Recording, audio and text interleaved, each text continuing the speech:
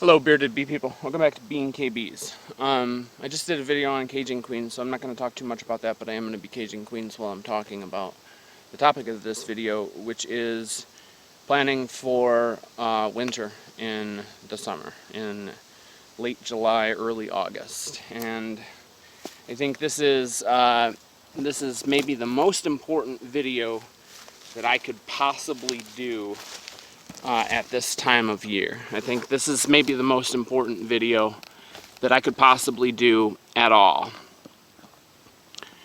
because there are so many things inherent to the issue at hand that cause confusion and breed misconception. And the issue at hand that I'm speaking of is, oh man, well, that's not good. The issue at hand that I'm speaking of is, as you probably have guessed already, the mite, the varroa mite.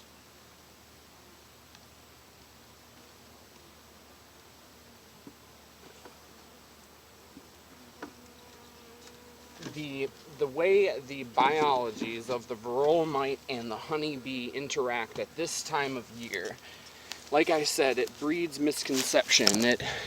It leads people, especially beginning beekeepers, to the wrong idea or to the wrong answer when they're searching for an answer. The answer to the question, why did my bees die in early winter, late fall or early winter? Oh, is it going to start raining on me? Looks like it. Okay, so the scenario that I'm talking about is a booming hive that put up a ton of honey and did so well throughout the entire year. Maybe even they had a low mite count at this time of year. Maybe you went through and saw a couple and had pulled so much honey that you just thought there's no chance that this hive is going to die. And then not only do they die, but they die before the first snowfall. 99% of the time in a situation like that, the answer to the question, what did you do for mites, is didn't see any, didn't see a reason, wanted to go all natural, wanted to be as natural as possible in my beekeeping.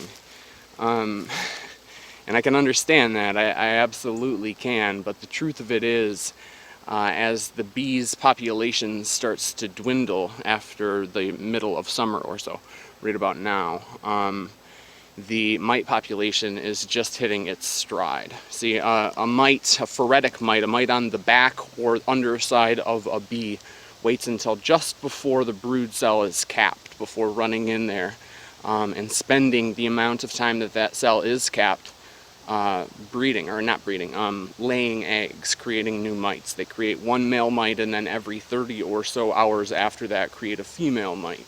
So you can expect if a mite parasitizes a worker cell that it's going to come out with 2 or 3 mites, and that exponential growth really causes the peak in mite population at a time when, well after the peak in bee population. So the mite to bee ratio just goes nuts in late summer and early fall, and that's why those great looking colonies throughout the entire summer die off so quickly. So being that phase shift happens at about this time, and that in a couple weeks we are going to be, hold on a second, I've got somebody pulling in right back here, and that in a few weeks we will be rearing our winter bees, the bees that we will depend upon for our colony's survival throughout winter. Those bees are not reared in November, they're not even reared in October. There may be some brood that adds to the winter numbers, but the start of our winter bee rearing is right about now, or at the beginning of August, and we very, very much need those bees to be healthy. We need them not to have mites in the cell while they are in their larval stage.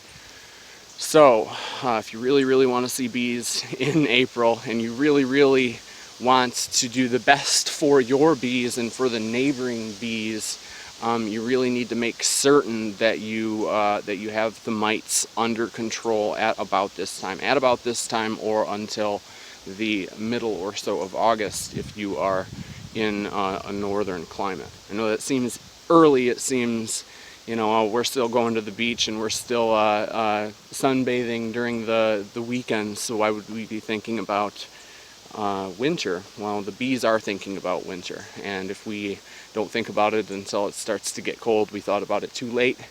And if we have not dealt with the mites and we've not gotten that under control, you are very, very likely to have a dead colony throughout winter. Now, I'm not saying that you absolutely have to treat. I'm not saying that you have to treat in any one particular way. I'm just saying that make sure you've done something and make certain that the mite count is under control through whatever means or methods you feel better about or best about.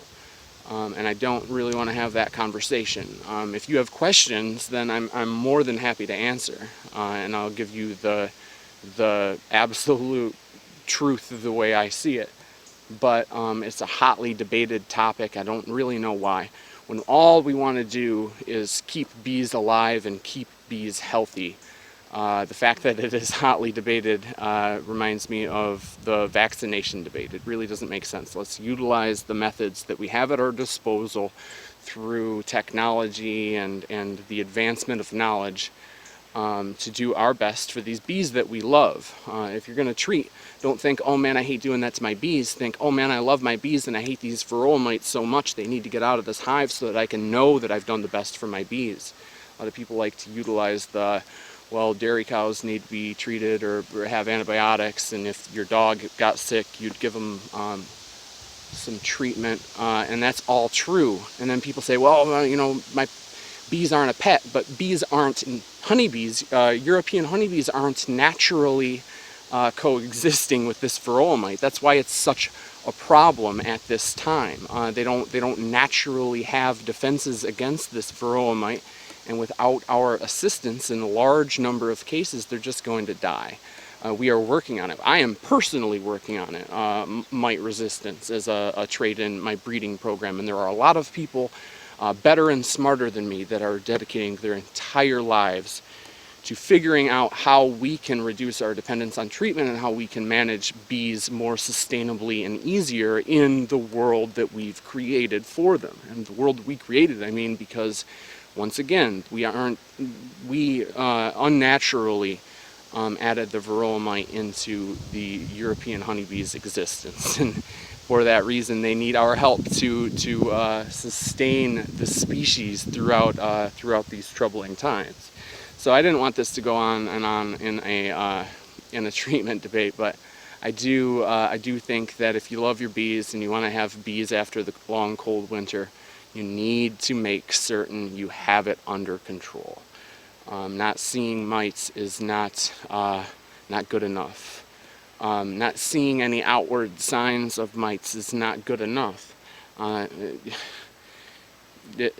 It's too little too late if you rely on those methods. Just trust me, I've seen it way too many times. I hate seeing it and I hate answering questions about it because it's just a heartbreak for everybody involved.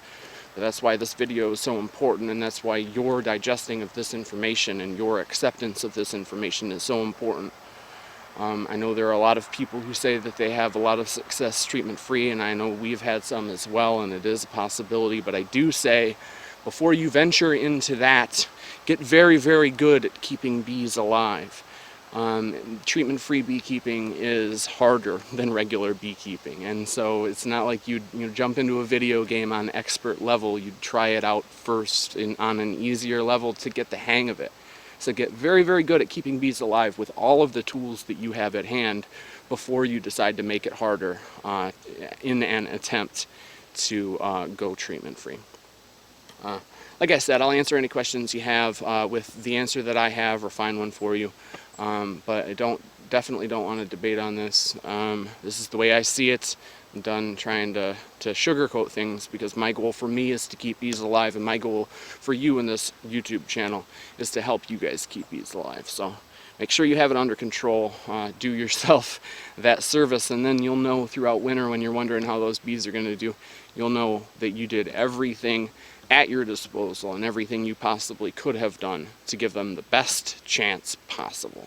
So if you follow that advice and you're meticulous about dealing with these mites, I assure you, you will stop saying they absconded, you will stop saying the neighbors sprayed chemicals, you will stop saying there's, you know, a pest of some other kind, or wind, or any other issue that you may have attributed losses to in the past. It's just kind of leveling the playing field for us. So take it how you will. I hope you take it in a thoughtful manner, whether you go one way or the other. I hope you think about it and like I said, go into winter knowing that you did everything you can for those bees. So regardless of what you do, get out there and have some fun with them. Thanks for watching. See ya.